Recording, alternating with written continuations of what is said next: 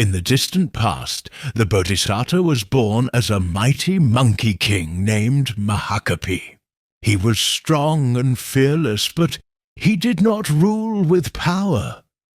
Instead, he led his troop with compassion and wisdom. He lived in a dense forest, beside a clear flowing river. Along the riverbank grew countless sweet fruits, the lifeline of the monkeys.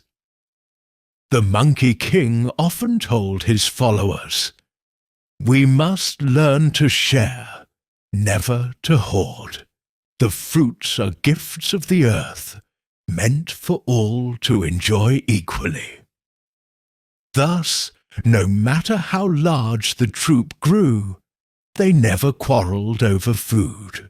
For the Monkey King's great heart of loving kindness protected them, bringing peace and harmony to the forest.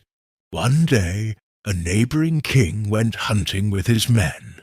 They roamed deep into the forest, chasing wild animals, until they grew weary and thirsty. As the king approached the riverbank, he saw the monkey troop joyfully gathering fruits, drinking water, and playing. Amid them stood the Monkey King, tall, majestic, yet radiating kindness. The king thought to himself, "Such a wise and noble monkey! If I could capture him and keep him in my palace, he would be a rare treasure for all to see."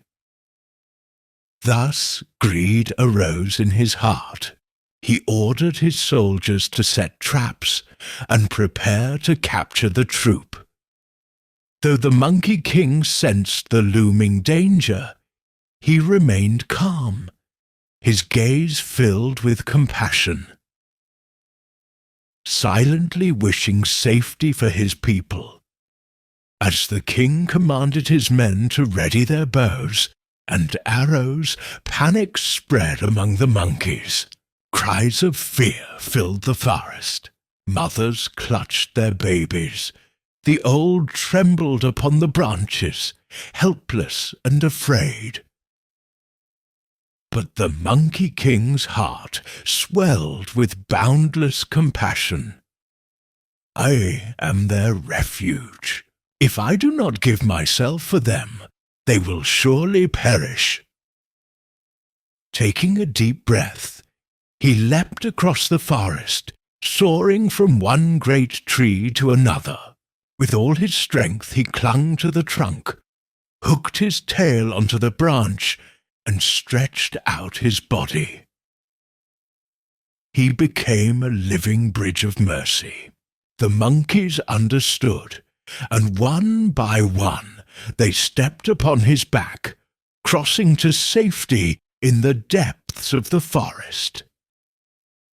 The Monkey King clenched his teeth as bark tore his skin and blood stained his fur.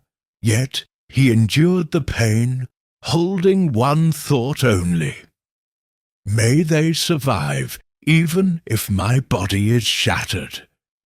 Attanam parikajitvana, Mahākapi Jātaka bahu. Mettam hi kusalam settam, natena vinasati." Translation: by giving up oneself, one protects the many. Loving kindness is the highest virtue, it never perishes.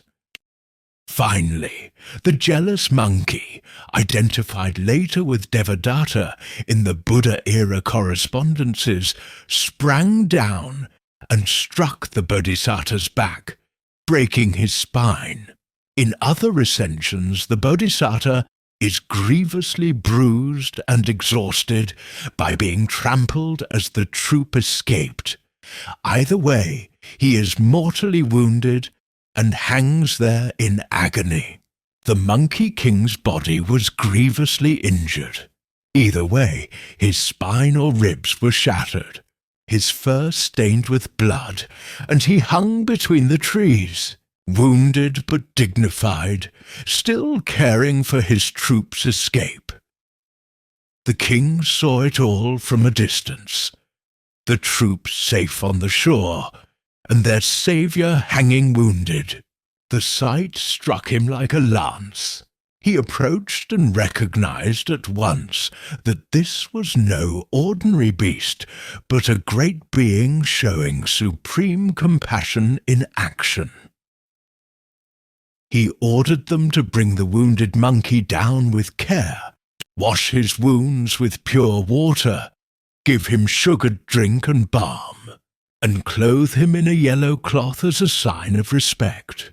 The attendants and the queen were moved. They treated the monkey with royal honours, but his life was ebbing away. In a final, calm voice, the Monkey King taught the king what it means to rule with compassion. Protect your people rather than victimize them. Hearing this, the king wept, repented deeply, ordered a grand burial and a memorial stone, and vowed thereafter to govern with loving kindness. The land thereafter knew greater peace.